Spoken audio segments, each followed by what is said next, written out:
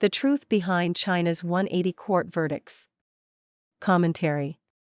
Imagine, in China today, a group of people who are arrested, detained, and even imprisoned for nothing more than holding to their beliefs and speaking a few words of truth.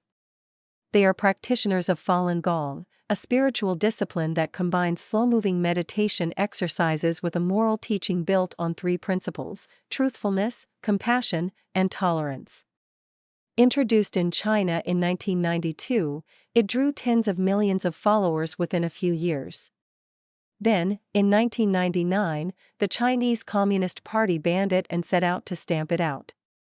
That campaign is still going on. The picture that follows emerges from a set of 180 real legal documents, court verdicts and orders for re-education through labor, a form of detention that let Chinese police imprison people for years without trial before it was formally abolished in 2013. The papers span 25 years, from 2000 to 2025, and reach across 30 of China's provinces. They are not hearsay.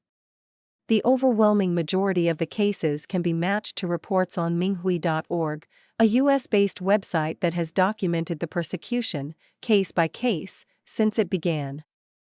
Behind the numbers, one living person at a time. Start with a handful of figures. Drawing only on what has been made public through Minghui, one can see that in the 5 years from 2021 through 2025, the number of Falun Gong adherents sentenced by Chinese courts was, respectively, 1,184, 633, 1,188, 764, and 751, spread across every province in the country. Even that, in all likelihood, is only a fraction of the true total.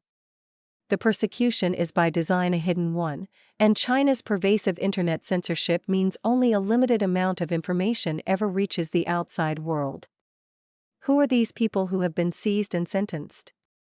Among them are ordinary citizens, as well as government officials, university professors, senior engineers, auditors, doctors, television editors, retired military officers, bank presidents, police officers, and factory managers, professionals from nearly every walk of life. To grasp the scale, look back to before the ban.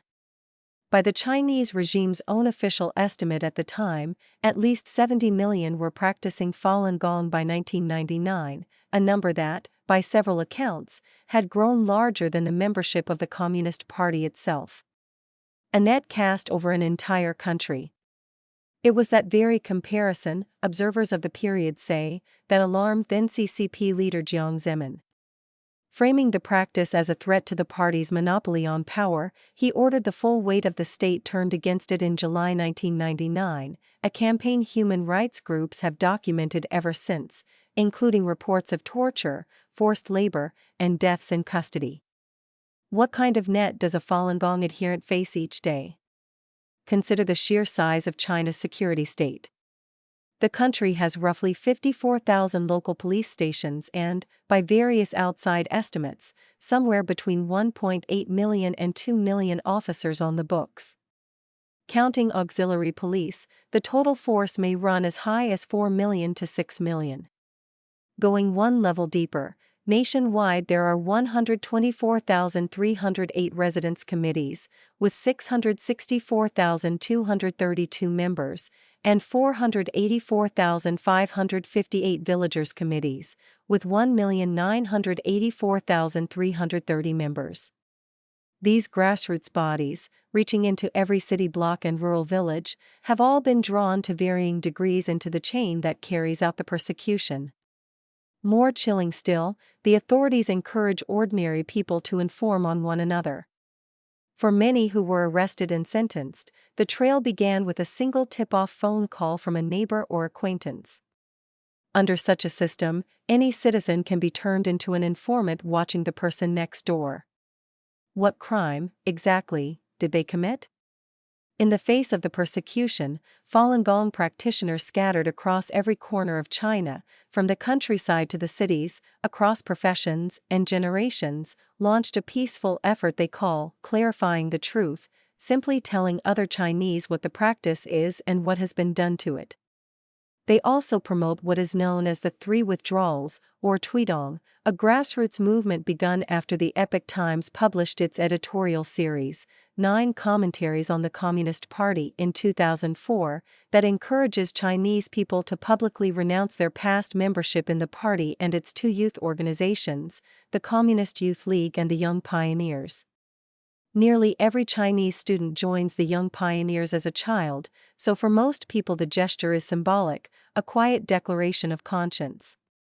The methods are low-tech, face-to-face conversation, phone calls, text messages, social media, and leaflets.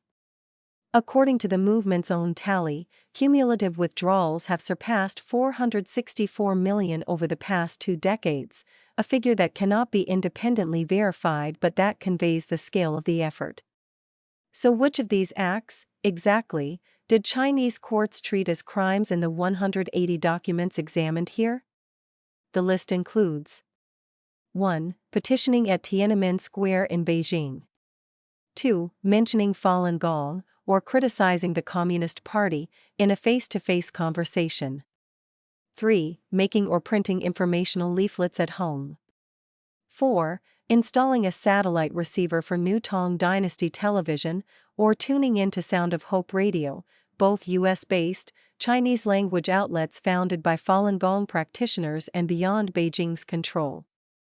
5. Taking part in a broadcast interception, most famously the March 2002 incident in Changchun, when practitioners overrode the city's state-run cable channels for about 50 minutes to air a program challenging the regime's account of Falun Gong.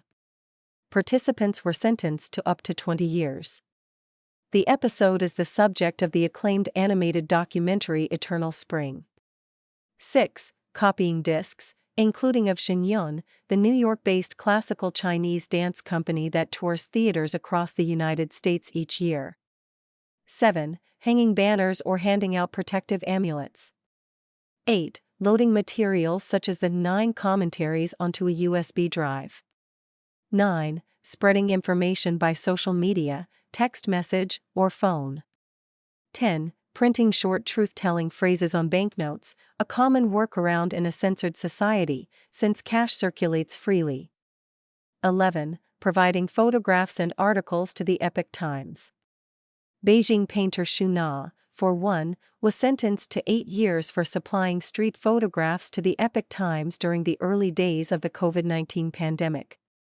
12. Using tools to bypass China's Great Firewall to read Minghui, the Epoch Times, or New Tang Dynasty. 13. Writing or posting the phrase Falun Dafa is good in a public place. 14. Gathering in small numbers to read, talk, or share a meal. 15. Writing letters of appeal or of goodwill, and mailing them. And beyond even that, simply keeping paper, a printer, blank discs, a phone, or a computer at home could be entered into evidence as preparation for a crime. They are the true brave ones.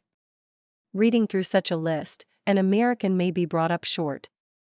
Because nearly every item on it, speaking your mind, writing a letter, forwarding an article, sharing a meal with a friend, petitioning a government office, explaining your faith, describes the ordinary exercise of rights that the First Amendment takes for granted. In China, each carried the risk of prison.